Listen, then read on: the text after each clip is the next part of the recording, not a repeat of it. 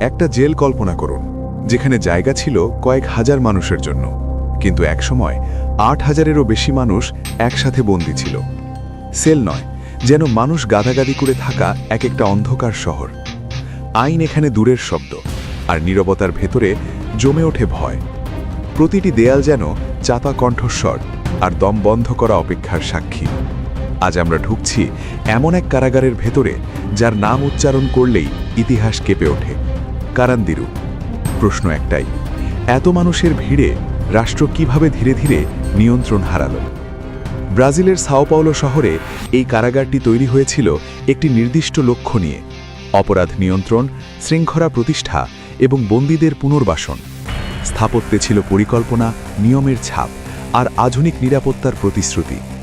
শুরুতে এটি ছিল রাষ্ট্রের আত্মবিশ্বাসের প্রতীক, কিন্তু সময়ের সঙ্গে সঙ্গে শহরের জনসংখ্যা বাড়তে থাকে, অপরাধের ধরন বদলায়, আর বিচার ব্যবস্থার চাপ বাড়তে থাকে।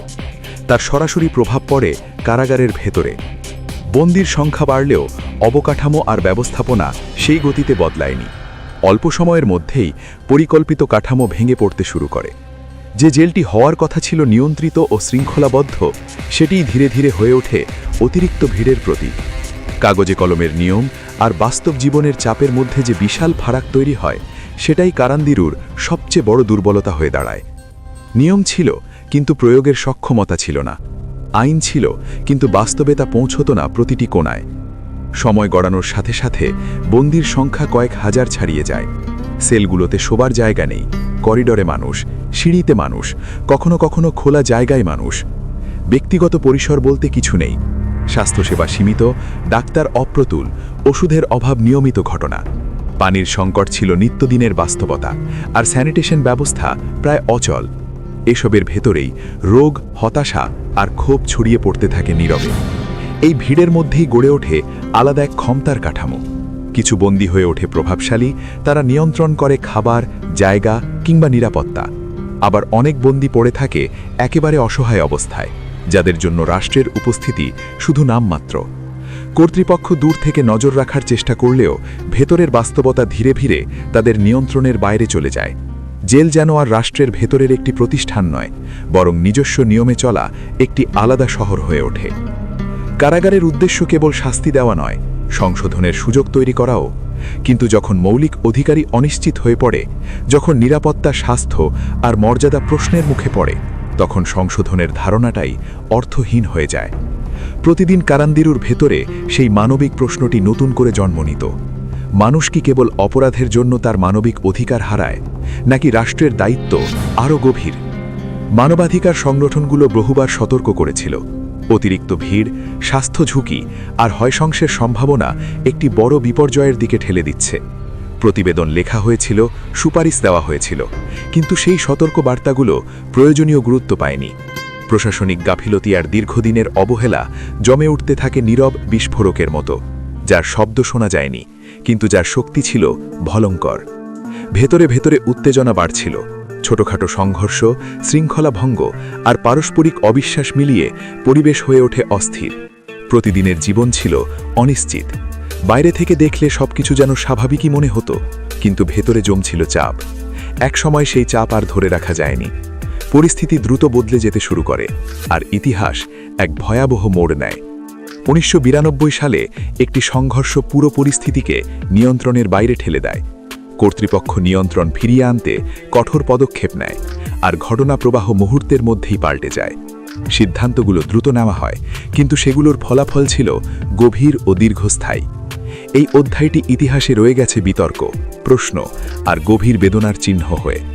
কিভাবে পরিস্থিতি এতদূর গড়ালো আর কোন সিদ্ধান্তগুলো সংকটকে আরও জটিল করল, এই প্রশ্নগুলোর উত্তর আজও মানুষ খুঁজে ফেরে। এই ঘটনার পর রাষ্ট্রের ভূমিকা নিয়ে তীব্র বিতর্ক শুরু হয়। কেউ বলেন শৃঙ্খলা ফিরিয়ে আনতে কঠোরতা ছিল অনিবার্য, আবার অনেকের মতে মানবিক সমাধানের পথ ইচ্ছাকৃতভাবে উপেক্ষা করা হয়েছিল। তদন্ত, প্রতিবেদন আর আদালতের দীর্ঘ প্রক্রিয়া কারান্দিরুকে কেবল একটি কারাগার নয়, বরং একটি জাতীয় বিবেকের প্রশ্নে পরিণত করে, যেখানে আইন, নৈতিকতা আর মানবাধিকার মুখোমুখি দাঁড়িয়ে যায়। ঘটনাটি আন্তর্জাতিক মিডিয়াতেও আলোড়ন তোলে। বিশ্বের বিভিন্ন প্রান্তে সংবাদপত্র, ডকুমেন্টারি আর গবেষণায় উঠে আসে অতিরিক্ত ভিড়ের ভয়াবহ পরিণতি। কারান্দিরু তখন আর শুধু ব্রাজিলের একটি জেল নয়, এটি হয়ে ওঠে বিশ্বের জন্য একটি সতর্কবার্তা, যেখানে অব্যবস্থাপনা আর অবহেলা কত বড় মানবিক বিপর্যয় ডেকে আনতে পারে তার জ্বলন্ত উদাহরণ। এই ইতিহাস আমাদের শেখায় কারাগার ব্যবস্থায় পরিকল্পনা, মানবাধিকার আর স্বচ্ছতা কতটা জরুরি। অতিরিক্ত ভিড় কেবল অস্বস্তির বিষয় নয়, এটি সুরক্ষা, স্বাস্থ্য আর ন্যায় বিচারকে সরাসরি ঝুঁকির মুখে ফেলে। এই ঘটনার পর অনেক দেশ জেল রেশর্মে নতুন করে ভাবতে শুরু করে, অল্টারনেটিভ শাস্তি, পুনর্বাসন প্রোগ্রাম আর বন্দি সংখ্যা ব্যবস্থাপনার দিকে গুরুত্ব দেয়। সময় শেষে কারান্দিরু বন্ধ করে দেওয়া হয়, ভবন ভেঙে ফেলা হয়, জায়গাটি নেয় নতুন রূপ, কিন্তু ইট পাথর ভাঙলেও স্মৃতি ভাঙে না। এই স্থান আজও মনে করিয়ে দেয় ব্যবস্থার ত্রুটি মানুষকে কতটা ভয়ঙ্কর পরিণতির দিকে ঠেলে দিতে পারে, আর অবহেলার মূল্য কতটা ভারী হতে পারে। আজও বিশ্বের বহু কারাগারে অতিরিক্ত ভিড় একটি বাস্তব সমস্যা। তাই কারান্দিরুর গল্প কেবল অতীতের নয়, এটি বর্তমানের আয়না। প্রশ্ন হলো, আমরা কি সময় থাকতে শিক্ষা নিচ্ছি, নাকি ইতিহাসকে আবারও নিজেকে পুনরাবৃত্তি করার সুযোগ দিচ্ছি? এই গল্পের শেষে আমাদের ভাবতেই হয়, শাস্তি আর মানবতার ভারসাম্য আসলে কোথায়? ইতিহাস বারবার দেখিয়েছে উপেক্ষা করলে তার মূল্য দিতে হয়। আপনি কি মনে করেন কারাগার ব্যবস্থার সবচেয়ে জরুরি সংস্কার কোনটা? যদি এই ডকুমেন্টারি আপনাকে ভাবতে বাধ্য করে থাকে, ভিডিওটি শেয়ার করুন, আপনার মতামত লিখুন, আর এমন আরও বাস্তব ইতিহাস জানতে চ্যানেলটি সাবস্ক্রাইব করতে ভুলবেন না।